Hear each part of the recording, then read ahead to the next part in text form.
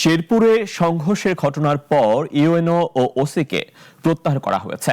একই সঙ্গে নির্বাচনী আচরণবিধি বাস্তবায়নে ব্যানার, সাংবাদিক কার্ড ও প্রচারে কড়াকড়ির ঘোষণা দিয়েছে নির্বাচন কমিশন। শেরপুরে নির্বাচনী কার্যক্রমকে ঘিরে সংঘর্ষ ও প্রাণহানির ঘটনার পর পরিস্থিতি নিয়ে প্রশ্ন ওঠে প্রশাসনের ভূমিকা নিয়ে। ঘটনার পরপরই আইনশৃঙ্খলা পরিস্থিতি স্বাভাবিক করতে কাজ শুরু করেছে পুলিশ ও প্রশাসন।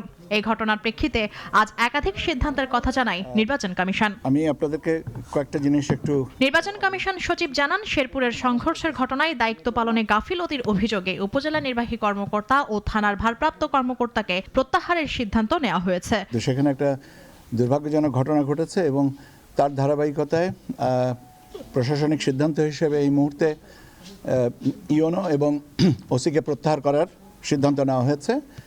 বাকি যে প্রসিডিউরাল অ্যাসপেক্টস সেগুলো নিশ্চিত করা হবে।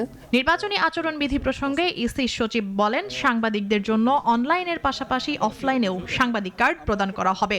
প্রচারে ব্যবহৃত ব্যানারের মাপ নির্ধারণ করা হয়েছে 10 ফুট বাই 4 ফুট।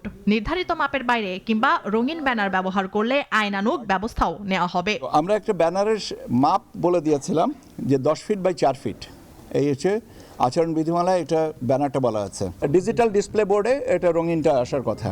এখন যদি কেউ এটা করে থেকে থাকেন বা পিভিসি যদি ব্যবহার করে থেকে থাকেন তাহলে সেটা নির্বাচনী আচরণবিধির ব্যতিক্রম এবং সেটা রিটার্নিং অফিসাররা সে ব্যাপারে ব্যবস্থা নেবেন। নির্বাচন পর্যবেক্ষণ নিয়ে তিনি আরো জানান, যুক্তরাষ্ট্র থেকে কোনো সরকারি পর্যবেক্ষক দল আসছে না, তবে বেসরকারিভাবে পর্যবেক্ষকরা নির্বাচন পর্যবেক্ষণে অংশ নেবেন বলেও জানিয়েছে কমিশন। কিন্তু পর্যবেক্ষকদের বিষয়টা এই মুহূর্তে।